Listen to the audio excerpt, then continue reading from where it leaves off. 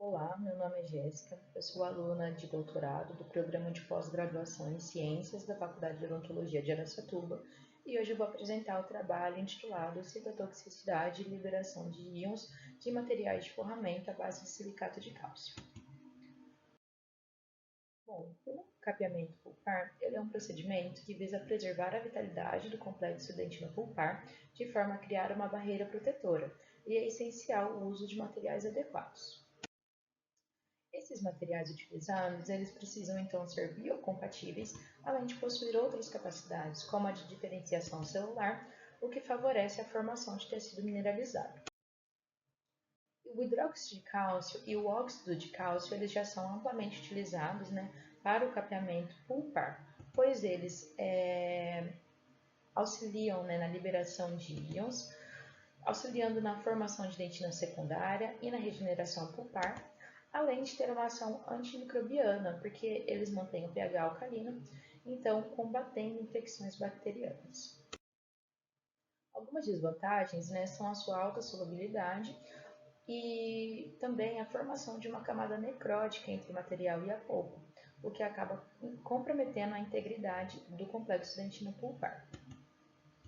Então, esses materiais eles apresentam também uma baixa resistência mecânica, o que limita o seu uso em áreas de grande carga, e esse alto grau de solubilidade em água acaba tornando o material vulnerável à infiltração marginal. Então, pensando em melhorar as propriedades de materiais à base de hidróxido de cálcio, tem sido utilizado, desenvolvido materiais modificados com resina à base de silicato de cálcio, sendo então uma alternativa promissora para as terapias conservadoras no contexto de capeamento pulpar. Então, esses materiais eles também apresentam ótimas características, como a liberação de íons, favorecendo a remineralização da dentina, estimulam a formação de tecido mineralizado, promovem a regeneração pulpar, tornam o ambiente mais favorável a essa liberação de íons, auxiliando inclusive na remineralização de lesões cariosas. Então, alguns materiais que já são comercializados, produzidos pela empresa norte-americana Bisco, são o TeraBase, o TeraCal LC e o TeraCal PT.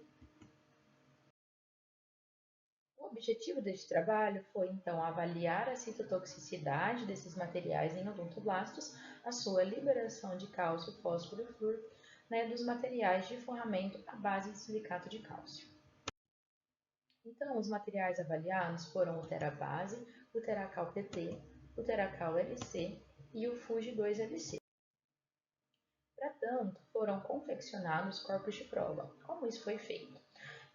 Utilizando então matriz de PVC, que tinham o diâmetro de 4,7 mm e a altura de 2,5 mm, cada material eles foram manipulados de acordo com as recomendações do fabricante e inseridos nessa matriz em um único incremento, para que dessa forma a gente obtivesse então um corpo de prova mais uniforme, sem bolhas, e foram obtidos 12 corpos de prova para cada grupo experimental.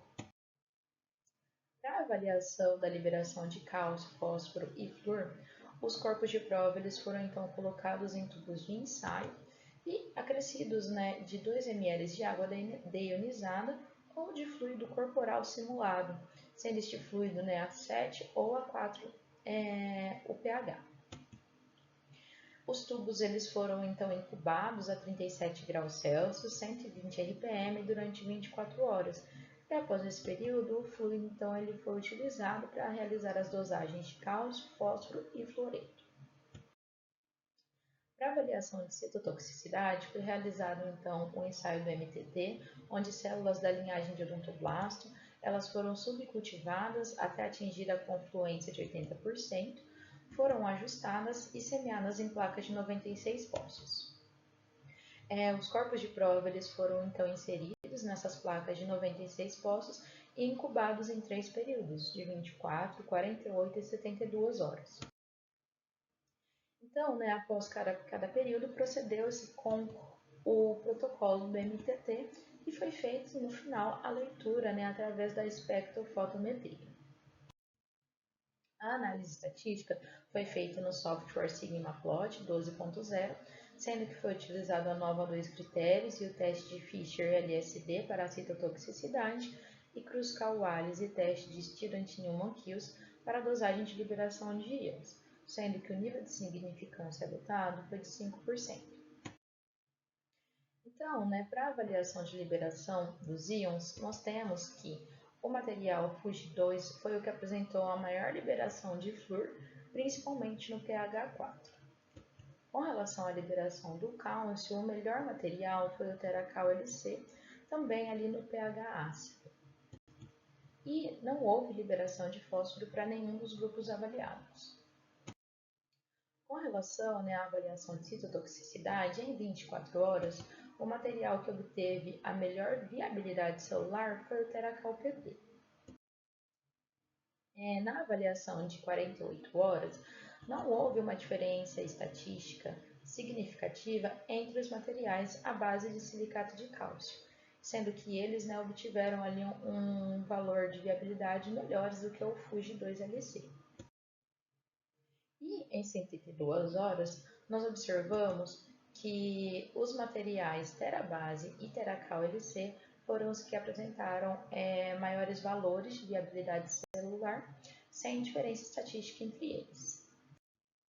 Assim, nós podemos concluir que os materiais à base de silicato de cálcio demonstraram uma capacidade de liberação de íons e menores valores de citotoxicidade quando comparados ao FUJ2LC. Agradeço a todos a atenção e fico à disposição para os questionamentos da banca. Aqui estão as minhas referências e obrigada novamente.